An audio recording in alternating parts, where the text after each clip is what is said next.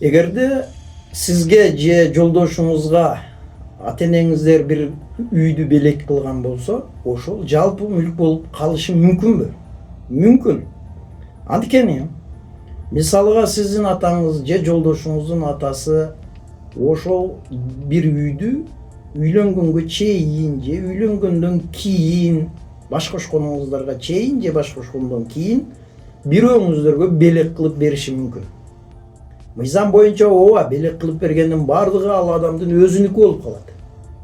Бирок ошол жалпы мүлк болуп калышы мүмкүн дегенибиз, эгерде ошол берген үй эски үй болсун дейли.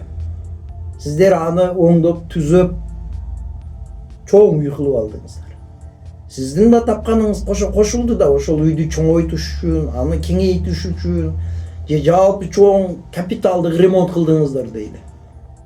Ал ошол кеткен капиталдык ремонт ошол үйдүн баасынан өтүп кетти дейли. Мисалы 1 миллиондук үй боло турган болсо, сиздер 1,5 миллион сом акча салдыңыздар ошол капиталдык ремонтко. Ал экөөңүздөрдүн тапкан акчаңыздардан кетти да. Же болбосо ошол үйдүн бир жагын бузуп башка бир нерсе тургуздуңуздар. Демек ошол кеткен чыгым ошол өзүнүн баасынан ашып түштү дейли. Эми бул көп жылдан болушу мүмкүн да. Бирок үй дагы эле белек катары сиздин жолдошуңуздун атында турат да.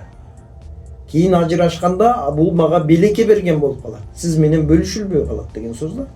Демек ошондо сиз сотко кайрылып, бул биринчи жагдайы, биринчи акыбалы мындай болчу үйдүн биз ушуну салып, капитал салып, мондай үй кылдык, же мындай кылып ремонт кылдык, же чоңойттук деп далилдей алсаңыз сотто, анда ошол үйдү, белекке берилген үйдү сот жалпы ортодогу мүлк деп таап берет. Ошондо сиз 50%дан бөлүп алганга мүмкүнчүлүгүңүз болот.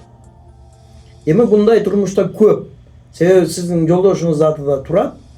Уш биздеки деп жүрөсүз.